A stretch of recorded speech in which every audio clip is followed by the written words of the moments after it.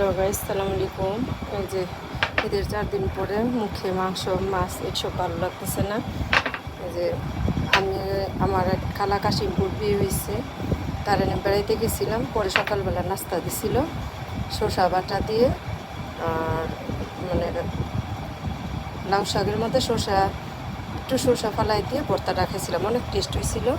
তারপরে থেকে আমি ভর্তাটা তৈরি করি, খুব ভালো লাগে, আপনারা খেয়ে দেখবেন। আপনার ভাইয়ার জন্য এই যে বড় বাইং মাছ বোনা করছি, সে তো আর এইসব খাবে না, ভর্তাও খাবে না। এই যে বাইং মাছ, বড় বাইং মাছ বোনা করছি। আর এই যে শুটকি, ফোয়া মাছের শুটকি, এই যে একটু চাপা শুটকি দিব। এই যে লাউ শাক, ডাঁটা, বেগুন দিয়ে, ছোট ছোট আলু দিয়ে এটা রান্না করব গ্রামের মতো করে। আমার খেতে মন চেয়েছে, আমি এই যে খাবো ভর্তাই এইসব দিয়ে। আর বাবা আমডাল রান্না করে দিব, এই যে আমডাল রান্না করে দিব। আর এই যে বাইং মাছ দিয়ে ওর বাবা খাবে। আর এই যে ভাত এখন হয়ে যাবে।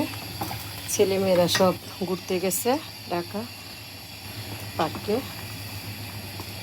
আমি আজকে এসবই রান্না করলাম। আর পাঁচ শাক একটু রান্না করবো, পাঁচ শাক কুড়া হচ্ছে, পাঁচ শাক রান্না করবো, দেখাচ্ছি। এই যে গাইস, আমি এখন রসুন, কাঁচামরিচ, পেস্ট এখন একটু দিব, একটু হালকা লাল লাল করবো। একটু লবণ দিয়ে দিই, তাহলে তাড়াতাড়ি লাল হয়ে যাবে। একটু লবণ দিয়ে দিলাম, কুটকিটা কীভাবে আমরা গাজীপুর থেকেও, শহরে থেকেও আমরা গ্রামের মতো কুটকি রান্না করতেছি। একটু ধরি,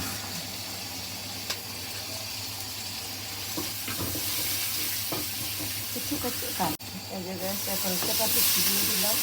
একটু লাল হওয়ার পরে এই যে এখন আমি চেলা মাছের শুটকি বলে, এই যে চিকেন আমি কক্সবাজার থেকে আমার ছেলে নিয়ে আসছিল, যেগুলো অনেকগুলো দিলাম। এখন একটু লাগাতারা করবো, তাহলে ভেজে নিব আর কি শুটকিগুলো।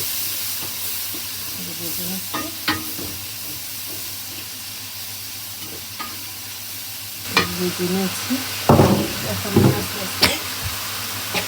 একটু হলুদ দিব,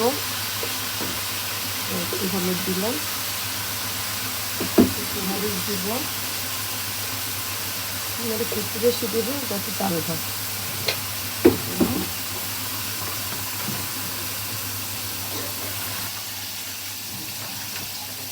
এখন আমি এর সাথে একটু পানি দিয়ে দিলাম, পানি দিয়ে একটু কষানো হলে যে সবজিগুলো দিয়ে দিতে, যে সবজিগুলো দিয়ে দিব, শেষে আপনাদের দেখাবো কীরকম হয়েছে।